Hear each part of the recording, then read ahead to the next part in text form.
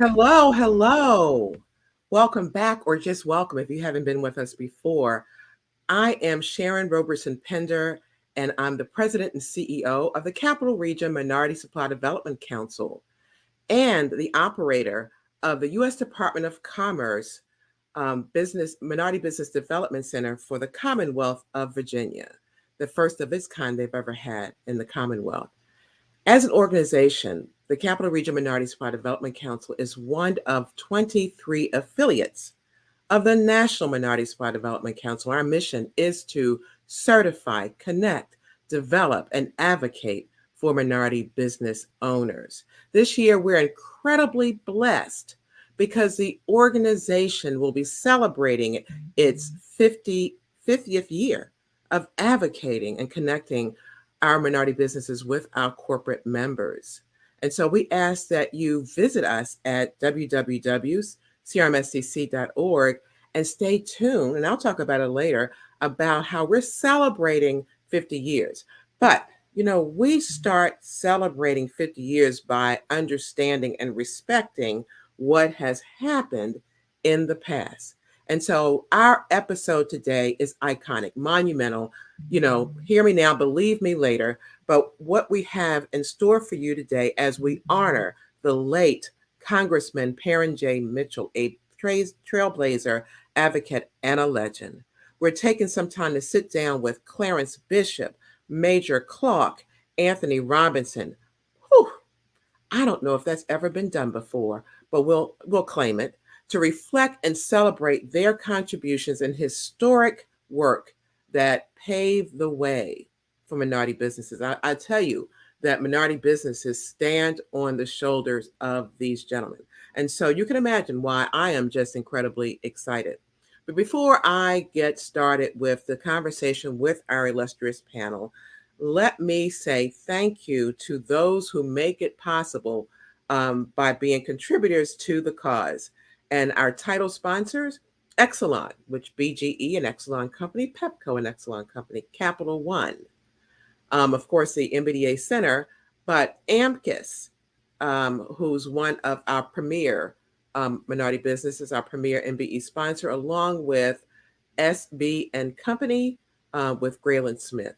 So please help me welcome, and I'm just going to tell you a little bit about, because we don't have time for me to get into the long resumes of these gentlemen. But let me just tell you a little bit about Clarence Bishop. He has more than 40 years of leadership experience in federal and local government, including services as a confidential assistant to the U.S. Undersecretary of Commerce, Chief of Staff to Georgia Congressman and Civil Rights legend John Lewis, and Chief of Staff to former Maryland Congressman and National Small Business Advocate Parren Mitchell. Major Clark is the Deputy Chief Counsel in the Office of Advocacy for the United States Small Business Administration, SBA. He has been an active member of the Office of Advocacy since 1998 and leads a team of attorneys and economists. He is responsible for the day-to-day operations, reviewing government procurement issues, including regulatory items as well with federal acquisitions, HubZone 8A, etc. We also have Anthony Robinson. He is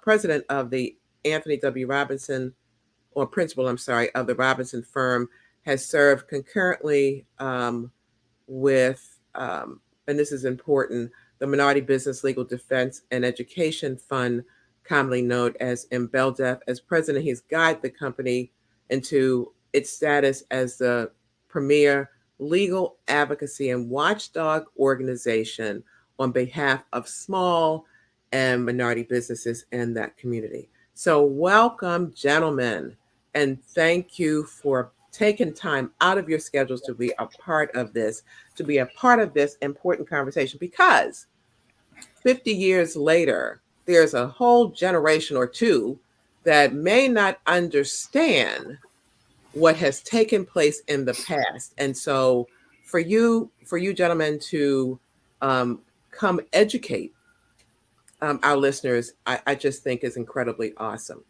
And so what I'd like to talk about today is Congressman Parren J. Mitchell, the policy that he put in place that's still relevant to the day, and just those things. And so let's start about just talking about, I talked a little bit about what you do, but if we can just go around the table and just give me just a little bit about your experience with the congressman. Tell me how you met him and tell me what you did and what happened significantly during that period of time. Anthony, how about Yeah. with you? Of the three of us, I think I'm the latecomer. Not really, because I met Parren when I was a student at Morgan, and he was running for Congress in 1968, and I became his chauffeur to all of his campaign events. That's how we got to know one another. Um, and then after he went to Congress, and I completed law school and a short private practice, he was contemplating retirement at this point. Tony, Um, can I interrupt you just a moment because yes, you talked about, because it's so interesting. I've talked to many people who have several people who used to drive the congressman around, and that's how they got fully engaged. But when you met him in 1968, that was his first run of Congress, that was his first run of Congress. That's and correct. he did not win that run, but he ran again in what, 1970? In 1970, and he won that. Okay. Um, but he captured the entire Morgan State community Hmm. on that run in 1968, and so we were all involved in every aspect of his campaign.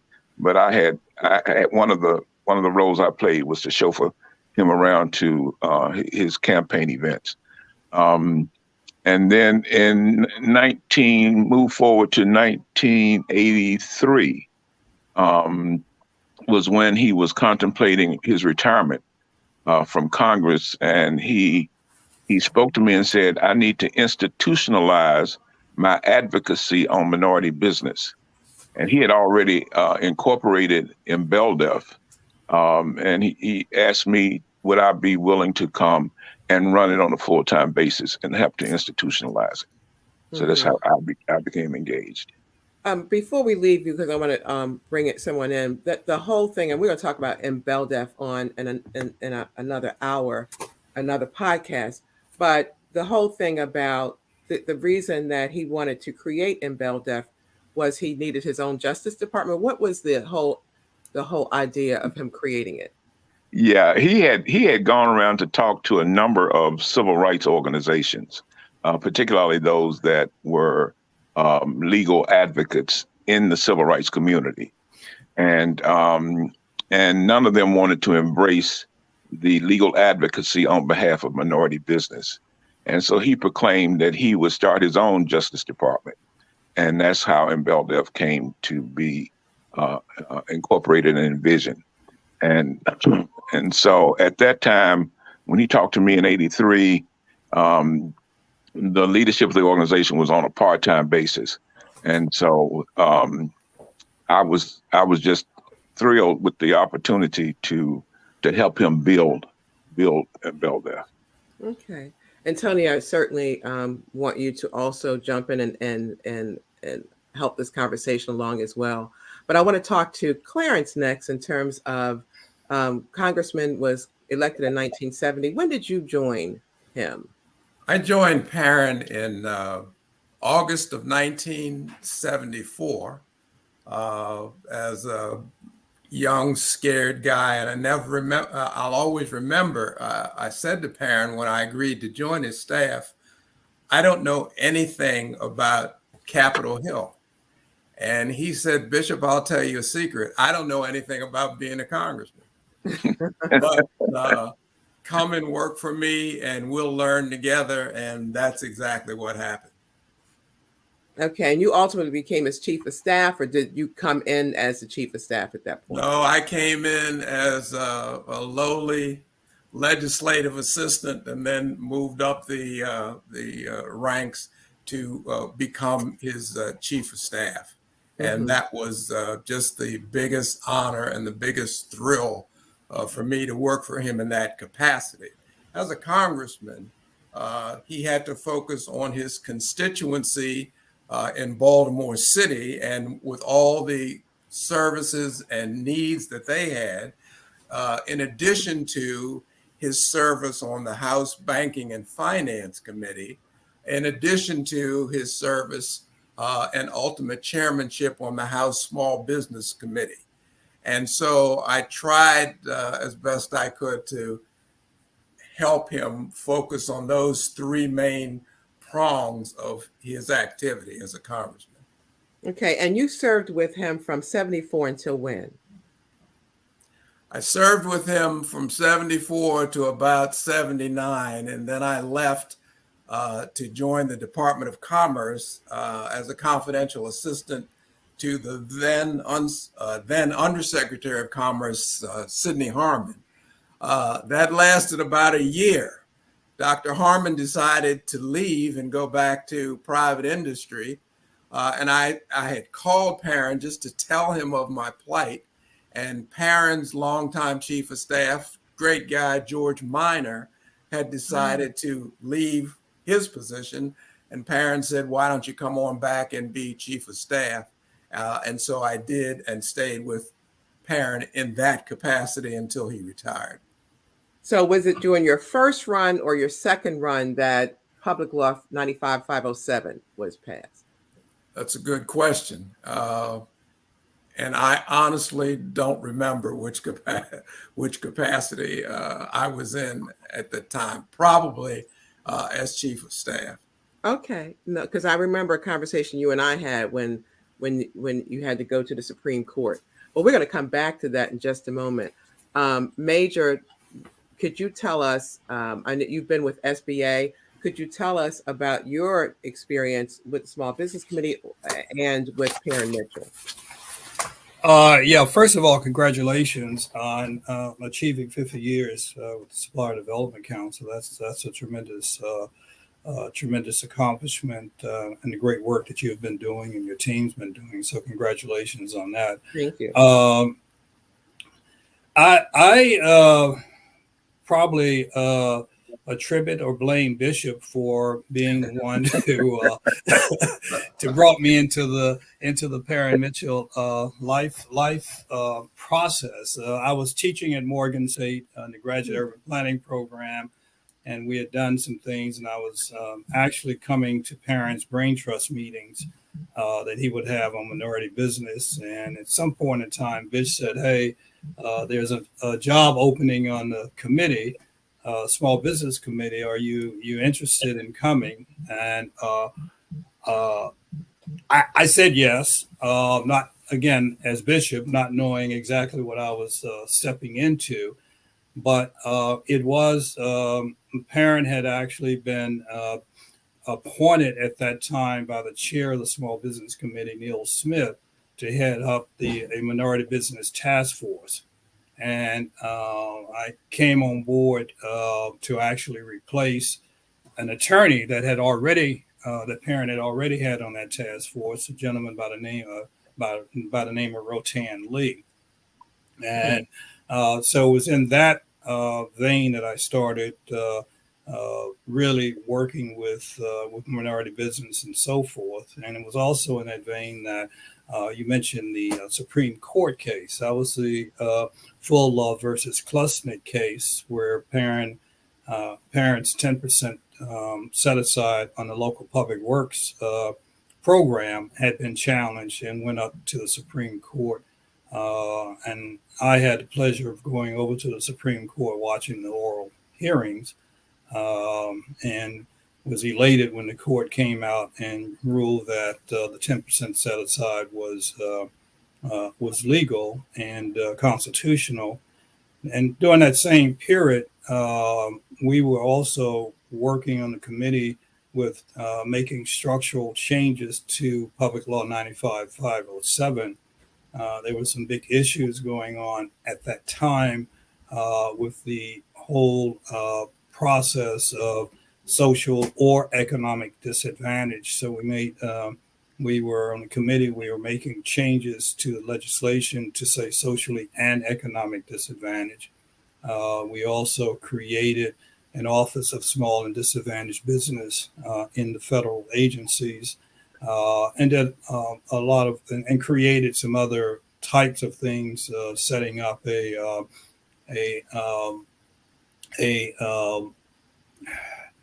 process where 8A companies could get experimental contracts to do things.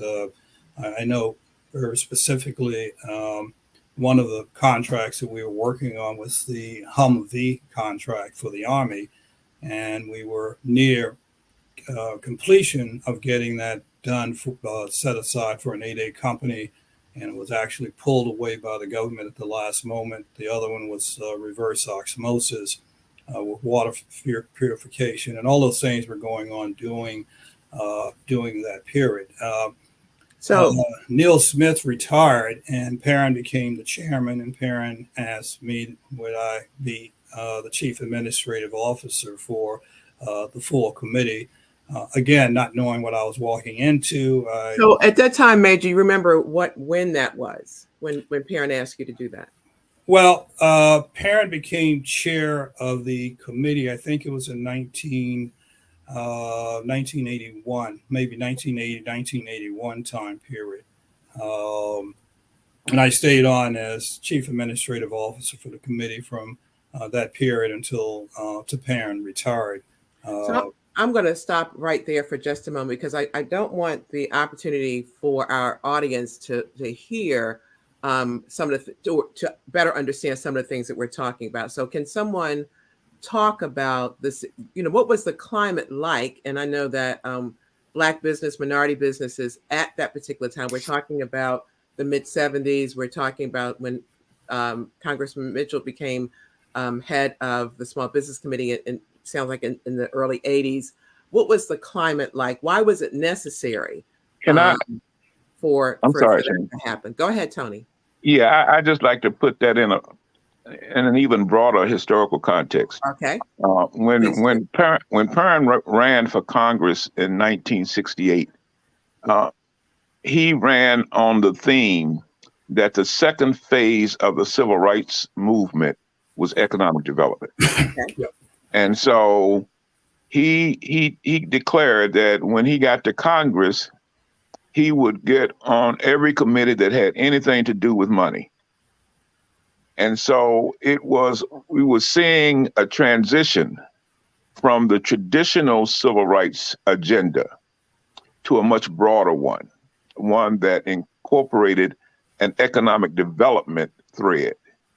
And so that was the context in which, and the mindset, at least as he shared with me, that he went into the Congress with that agenda. And that mindset, Tony, was evident when he put a 10% set aside on the local public works program under President Jimmy Carter, where there was an attempt by the Carter administration not to be concerned with minority business. Sharon, the context of what we're talking about is that during that period of time, minority businesses were receiving less than 1% of the total federal procurement budget, and less than 1%. Less than 1%. Yeah, I think at one time it was 1/10 of 1%, wasn't major. Yeah. I mean, it was almost unmeasurable. So that was one of the major driving forces that I experienced with Parren, and he wanted to basically move this number to a representable number for minority business and primarily Black-owned businesses at that point in time. Mm-hmm. And that was the essence of the local public works program. That was the essence of agreeing to make some changes in the 8A program and fostering a very strong type of advocacy for companies that were in the 8A program. But in addition, I want to just add one more point to what Tony was saying about Minority Business Legal Defense Fund.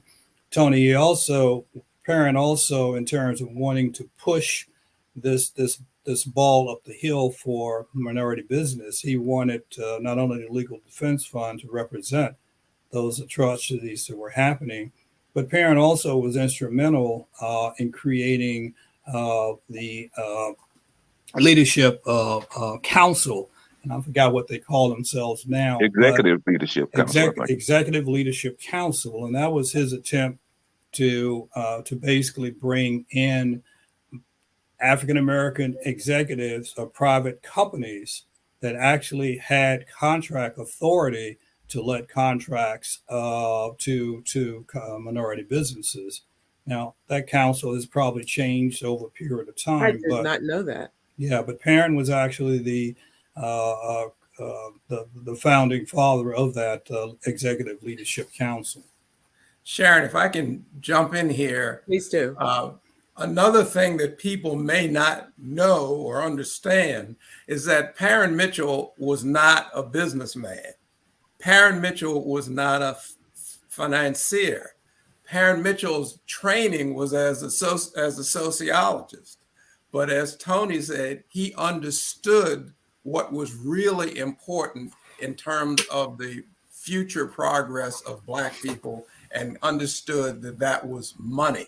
Yeah. And so that's exactly why he pledged to get on the money committees of the Congress. And when the Congressional Black Caucus at the time was 13 or 14 members, they spread themselves out among the committees of Congress to make sure all the bases were covered to try to move Black people and people of color and other minorities forward as a whole. And Parren had the money piece. Now, not being a businessman, not being a money guy, Parren understood that. And so he went on to bring in some of the smartest business people he could find in his minority business brain trust. And these were businessmen and women who would come to meet with Parren from all over the country at their own expense. I believe we started out quarterly to advise him about what he should be doing, what he should be trying to change, what he should be advocating for through the legislative process to help minority women and minority businesses. And I will also point out that this was a bipartisan effort. There were Democrats and Republicans who were members of Parren's Minority Business Brain Trust. And he pushed for minority business people to become Republicans if that's what they wanted to do, because we as a people needed folks everywhere. And so and some of the leaders of the Brain Trust actually were staunch Republicans. And so that broad base of expertise helped Parren move legislation forward and struck fear in the hearts of members of Congress who actually thought Parren had 5,000 or 10,000 people in the Brain Trust, when initially it was probably more like 150 or 200 people. Okay. Yeah. And Sharon, let me just add one more thing to what that was happening during that period. And this was with the Black Caucus at that point in time. They decided that there needed to be a more holistic approach to the issues facing Black America. Congressman Fauntleroy and Parren and a few others were part of this Black family leadership structure that was put in place. I don't know if you can see it, but I got a painting up on the wall, 1980. And part of that was to basically put in place a lot of these institutions that were missing in the Black community. I mean, one of the things that we started was a Black bank. And Parren and Fauntleroy, went around the country talking up the need for a Black bank, and people start sending $5 in, $10 in, whatever they had, they were sending it in for the creation of this bank, because economic survival, as Tony said originally, we've done the civil rights. Now, the next move was the economic empowerment of Black America. I do remember also for the Minority Supplier Development Council, and I don't know if Bish, if you were in the office at that time, but Sharon, one of your former chairman of the National, Gus Marusi, and this is going back to the 1980-1981 period, came in and he wanted Parren support with the Department of Commerce for the National Minority Supplier Development Council. Wow. Parren looked at him and said, Gus, I will give you my support, but there's one thing that I want you to do, and that is I want to make sure that your senior management is required to make contract awards to minority businesses. And Gus went back and put into the performance plan of all of his senior managers that, you know, part of their bonus was pegged to how many contracts and how much money they awarded to Black and minority owned businesses. So, you know, what Bish was saying is that Parren just, I mean, not being a businessman, but Parren attacked the business environment from every, you know, single angle that was, you know, legally possible. Which was genius, right? Yep, he was. Absolutely. Mhm. Absolutely. And that vision just began to replicate itself. First with, I think, the Congressional Black Caucus. So you had Lou Stokes, who chaired the Committee on Environmental Protection, the DOD. Appropriation Committee, Tony. Yeah. Yeah. And so they all began to replicate the model that that Mr. Mitchell had put in place. And what for me, the beauty in his vision was that he not only set the policy, but he got engaged and engaged others in the implementation of it. Yeah. So it was more than just passing a law. Yeah. It was, how do you put, one of my favorite memories of Mr. Mitchell in the conversation we had, he said to me, he said, Tony, don't look at what is, but look at what is coming. Look on the horizon on what is coming, and try to begin to organize our people to take advantage on what is coming. Yeah. Sharon, and let me just add another thing, because I got gray hair, so I'm remembering stuff, and I jotted some things down. But I remember when Parren took over the chair of the House Small Business Committee, and at that point in time, and Tony, you know this quite well, there was a construction organization out there called AGC. And AGC, Associated General Contractors of America, was very, very opposed to set-aside contracts for minority business. And they were opposed to Parren becoming chair of the House Small Business Committee. But Parren basically, and this was a primarily majority, white organization. But as Bishop talked about how Parren brought in diverse entities into the fold, the one thing he told AGC was that I will be fair with you, but I will not stop advocating for minority businesses to get their fair share of the federal procurement dollar. And we had many fights with AGC, but at the end of the day, one of the things that AGC did was to say we highly respect the chairmanship of Parren Mitchell because he did not sway from where he wanted to go. He was even-handed, and we knew where he was coming from, and therefore we could appreciate. And they didn't necessarily agree all the time on issues, but there was a movement of that from less than 1%, up the ladder. And that was because of the tremendous leadership that Parren exhibited across the board, whether it was, white, black, green, blue people, he was Parren Mitchell the same. Outstanding. And it is out of that particular nexus, Sharon, that MBLDF was born. Yeah.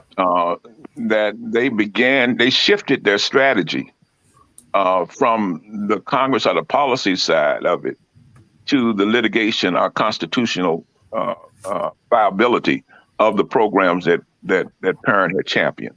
Yep. And that's why that it was out of that MBLDF was born. And as I said earlier, he had gone to your traditional civil rights organizations, particularly those with a legal bent to them, asking them to take up the cause of minority business. And it was their failure to do that he said, well, I'll create my own Justice Department. And MBLDF was born.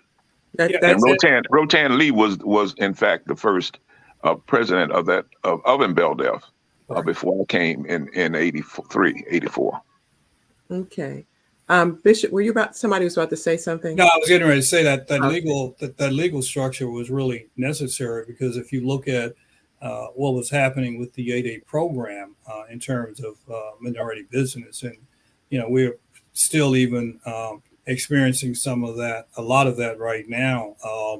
One of the things that came out of that period, Tony, this company I'm getting ready to talk about, Freedom Foods, out of New York, that won a massive contract with DOD, but through a lot of, I would say, hanky-panky in DOD, he never really got the work that he had awarded. He ended up suing DOD. And he's one of the few companies that have been successful in that suit, even though he hadn't gotten any money from that suit.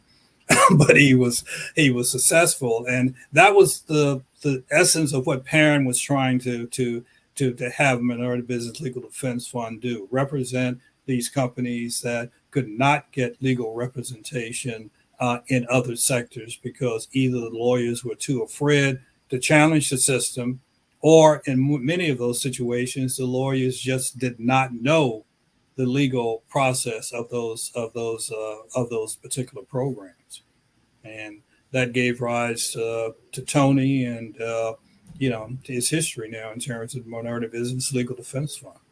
And MBLDF was actually born through the Brain Trust. Yep. Parren wanted to set up this separate organization, a private organization. So we rented a post office box on Capitol Hill. And that was the beginning of MBLDF, and got some members of the Brain Trust to donate to provide a financial base to start the effort up. And I'll never forget, a businessman called me one day, and he said he had sent a check for $5,000, and the check had come back to him from a different name, asking him to change the name of the check, who the money was to be paid for. What had happened was a young man, a kid, was responsible for picking up checks from his mother's post office box. The businessman had put the wrong address on the post office box for MBLDF, and it had gone to this kid's mother's box. The kid got the check, opened it up, looked at it, saw the money, and said, "This looks good to me." He wrote a letter to the businessman, and essentially said, "This is wonderful that you're contributing, but you just need to make the check out to this person and not the other." When I reported this incident to the members of the Brain Trust, because the Postal Service was asking, do we want to press charges, the first response was from the Brain Trust members was, "Don't press charges, hire this guy." Right. But Sharon, Bish talks about the Brain Trust and the small number of folks, but you had to be in the Small Business Committee room on a day that there was a Brain Trust meeting. I mean, how often did they meet? We met on a quarterly basis for the most part, but you had small minority Black-owned businesses, women and men coming in from all over the country, and they were not there in that meeting because Parren did not allow it. They were not there in that meeting to socialize. Mm-hmm. I mean, Parren was a very it was a person who really focused on what the agenda was and what needed to be accomplished during those meetings. And that group was just fantastic in terms of things that went on. Now, the other thing that I would share was that even though that was the brain trust, a lot of people don't know that Parren had inroads within the various agencies within the administration. And he would have meetings in his office where different folks would come in and sit down with him, unnamed, and talk about what was going on in their agency and what needed to be done. And that was also another avenue that we had in terms of pushing the agencies to be better and do better. A lot of folks would come in on Parren's invitation, sit down. Some would come in, Bish, with fur coats on, throw them on the floor, but they ran the risk of being found out by their agency.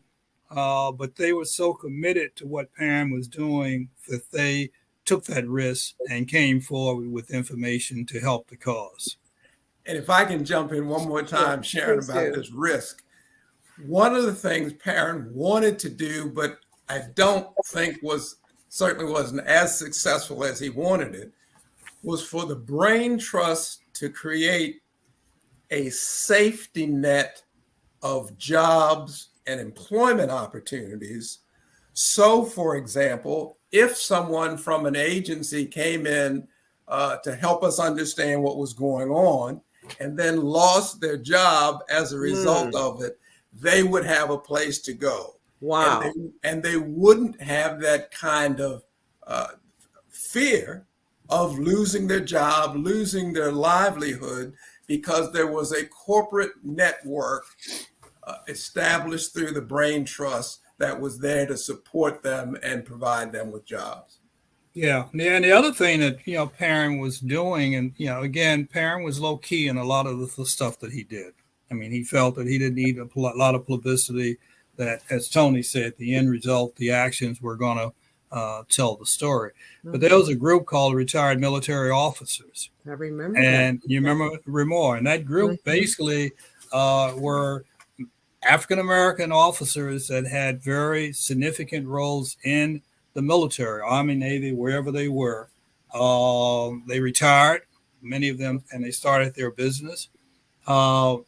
That organization, and Tony can talk probably much more about it than I can because I kind of went out, but that organization was on the verge of becoming one of the premier IBM distributors of IBM products, not wholesale resellers, but actually being at the hub of where the smaller businesses would have to come and buy their product to sell them back as IBM products. And that was, again, an effort by Parren to begin to find safe places for people to go if, in fact, the government kicked them out or moved them out and so forth. So if you start thinking about all the things and all the tentacles that Parren had out there, one person, congressman from the state of Maryland, from Baltimore City, it's incredible. And you would have to travel with Parren to go on the speeches that he went on just to see how responsive the people were, where he spoke. And you asked the question earlier, how did I meet Parren? Well, when I came to Maryland at UMBC, African American Studies Department, my first assignment during Black History Month was to bring a speaker in. And I didn't know, I wasn't from Baltimore. Maryland, I didn't know, so Pete Rollins at that time, who was a state delegate, but also a teacher at UM, I ran into Pete, talked with him, and he said, you got to bring this man in, this Congressman Parren Mitchell. I said, Congressman is not going to come out here to UMBC to speak. He said, write him, call him, use my name, he will come. And Parren came, and then he lit up that room. I mean, and at that moment, I knew that I was in the right place with the right person because of his commitment to the cause. And as I said earlier, Bish pulled me into the fold a little bit later on, but that was my first touch with Parren Mitchell and the commitment that he had, and so forth. And So it I sounds like, had the benefit of that, of what Bish and Major are speaking to, mhm. with the development of Embeldev. And in fact, Sharon, that the network that brain trust created nationally is still in place and in play. Yeah.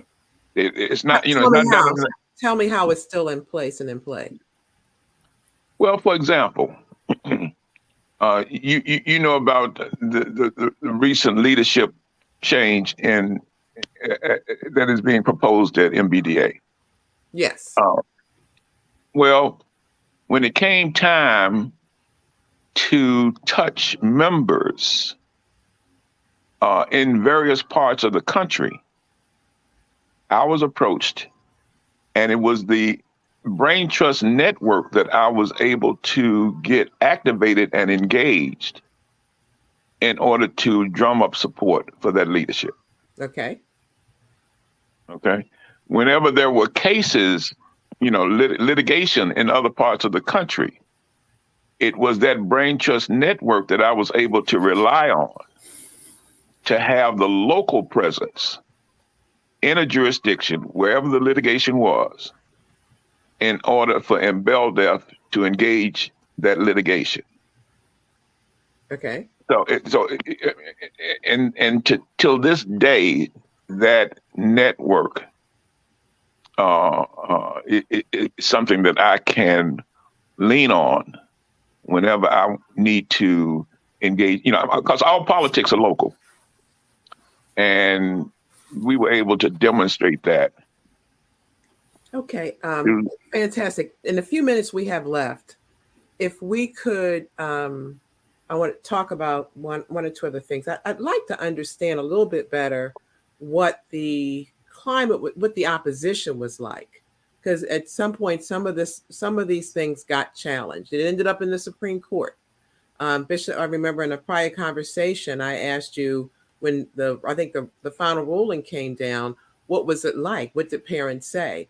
And I remember you sharing with me, he was saying, well, get the word out, because as we talk about this, we talk about the gathering of the brain trust. There were no cell phones. There was no email to speak of. I'm just in awe in the communication connections that was in play back in the 70s and 80s when this all took place. But regardless of that, there were challenges. There was opposition that occurred there. And if you all can tell me a little bit about that before we wrap it up, because I know that we're coming to a close of our hour, to tell me then your thoughts around what Parren Mitchell did was just genius. Yeah. Well, I'll start. The opposition. Let me just finish the question and then what would you say to those of us that are in advocacy roles? What would you say that needs to happen for the future? I'm sorry. Go ahead, Major. So let me take the last part of your question, and I think what needs to happen for the future going forward, and I kind of shared this with Bish before we started. And Tony has contacts with the networks that he talked about for MBDA and so forth, but there is still a vast number of individuals who, business folks, who do not understand how they are successful and why they are successful and whose shoulders that they are standing on. Mm-hmm. As an example, I was in an event this past weekend in Cambridge, and a gentleman came in and he started talking to me, and he had been in the 8A program, and he had been talking about how successful he was in the coal business. And he said, I was the first, African-American company in the coal business. And I said, well, let me correct you. I said, no, you were not. I said, there's a company out of Denver, Lou Dodds, who was 8A, who was in the coal business in the 1980s, and he blazed the trail for you to be successful. He didn't know that. And there's a lot of So what we need to do is to kind of make that linkage Okay. between the past and the present. Now, I will say that the opposition that was experienced in the 80s is still the same opposition today. Okay. It's just dressed in different fashions. But if you look at the challenges to the 8A program are continuing. SBA is continuing to fight court challenges to the 8A program. There are other challenges that are continuing to be fought because they are specifically designed for minority business. And Tony can go into all that, but the challenges are still there. I mean, there are those who simply do not want minority businesses, women to have special consideration in the federal marketplace. Outstanding. I normally refer to the AGC as the Associated Greedy Contractors of America, and they just shifted strategies, is what they did. They were, opposed those initiatives outwardly, and then shifted it to the courts, and they set up an entire network of legal foundations across the country. The Mountain States Legal Foundation, the Pacific Legal Foundation, the Atlantic Legal Foundation.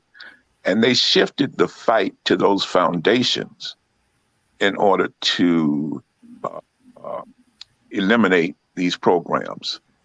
And so that was where the fight became active. And that's where Mr. Mitchell decided, well, we need our own Justice Department. We need our own legal department.